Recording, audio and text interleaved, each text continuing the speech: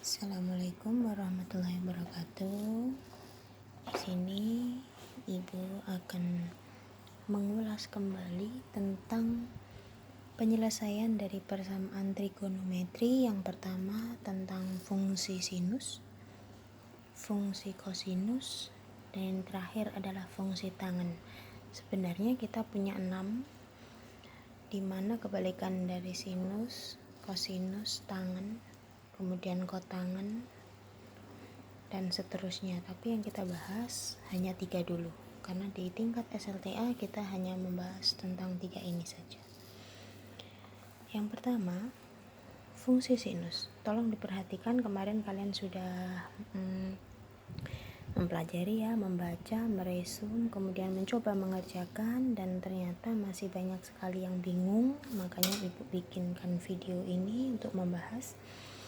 Yang pertama, perhatikan nilai sin X adalah alfa. Alfa di sini bentuknya derajat.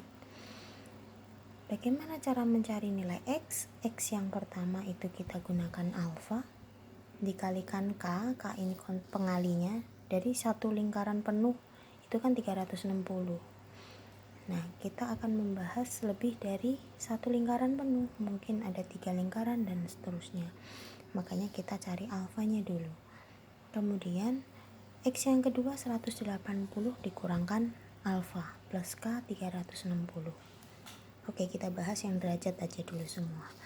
Untuk kosinus, perhatikan nilai X1 dan X2 hanya berlawanan saja. Yang satu alfa plus K 360, X2 nya min alfa plus K 360. Kemudian fungsi tan paling sederhana, mencari nilai X hanya satu kali, yaitu dimana alfa ditambahkan 180. Oke, langsung saja Ibu bahas ya.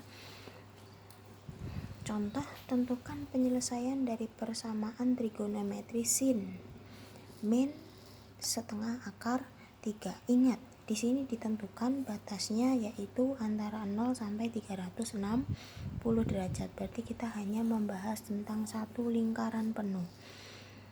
Silahkan diingat kembali, sin berapakah yang hasilnya setengah akar 3? Masih banyak yang lupa ya. Ibu ingatkan kembali, di sini ada sudut istimewa. Cara menghafalnya gampang. Sudut istimewa itu ada 0, 30, 45, 60, dan 90. Sin itu dimulai dari 0. Kemudian setengah akar 2, setengah akar 3, 1. Cos kebalikannya. 1 dulu, setengah akar 3, setengah akar 2, setengah, dan 0. Nah, ketika tan itu sebenarnya rumusnya dari sin X dibagi cos X.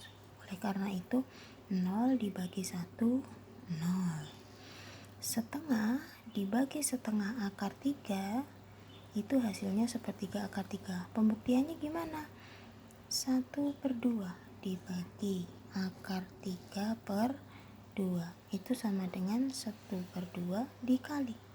Nah, ini ya 2 per akar 3. Karena masih bentuk akar, kalikan dengan sekawannya. Jadi kan akar 3 kali akar 3 kan jadi 3, ya kan?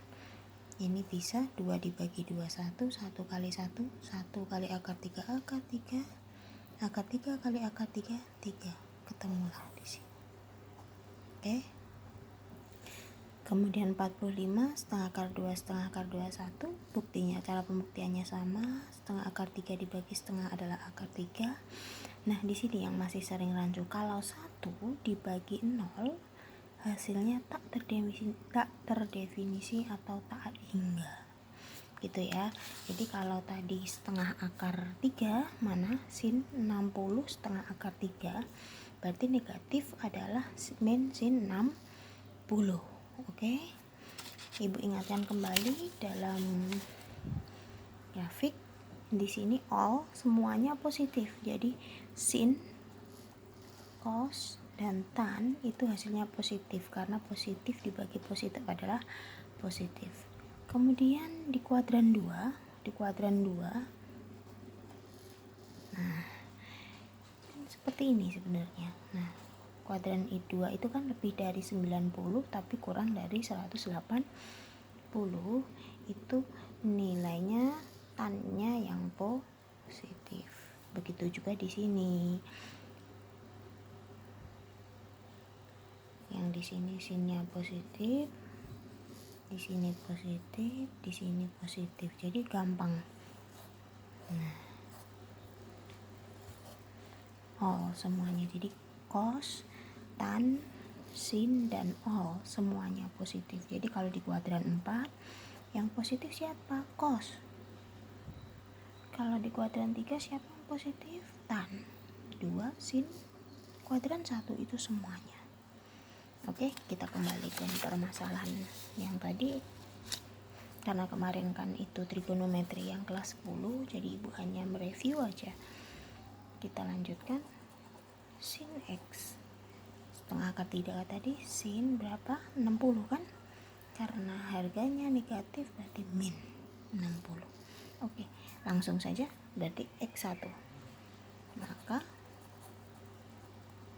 X1 sama dengan min 60 plus K 360. Kita masukkan K-nya mulai dari 0. Karena apa? Karena di sini awalnya 0. Kalau di sini awalnya negatif, berarti kita bisa menggunakan K-nya yang negatif. Jadi jika atau untuk K-nya 0, maka X1-nya berapa? Min 60 ditambah 0 kali 360. Hasilnya min 60. Memenuhi enggak? Oh tidak, berarti tidak memenuhi. Oke, lanjut.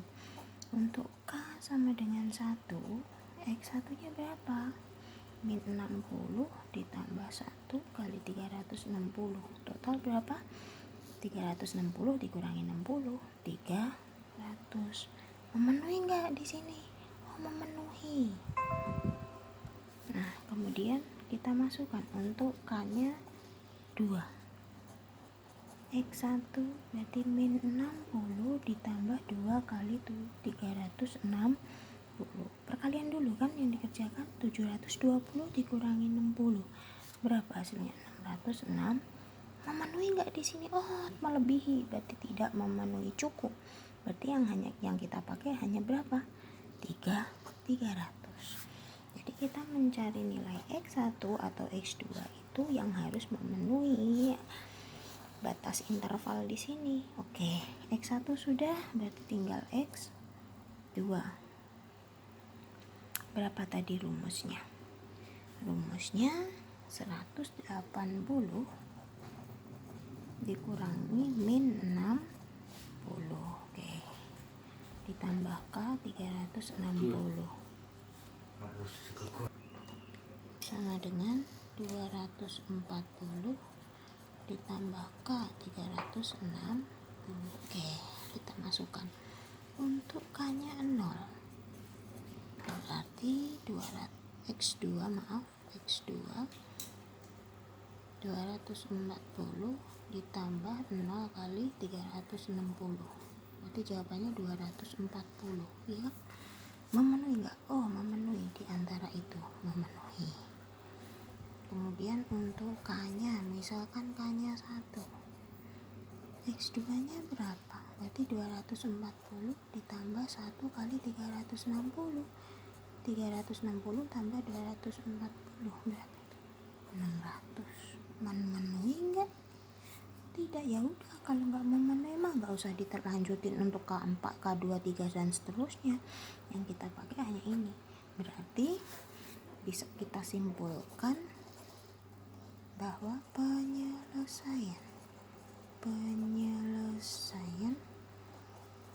persamaan tersebut adalah yang pertama 240 dan 240 dari yang kecil dulu ya. Nah, dan 300. Oke, sampai di sini mungkin masih ada yang bingung. Silahkan ketik di forum diskusi biar ibu tahu kalian seberapa pemahamannya. Oke, Nanti Bu kasih lagi video tentang fungsi kosinus dan tangen. Terima kasih. Assalamualaikum warahmatullahi wabarakatuh.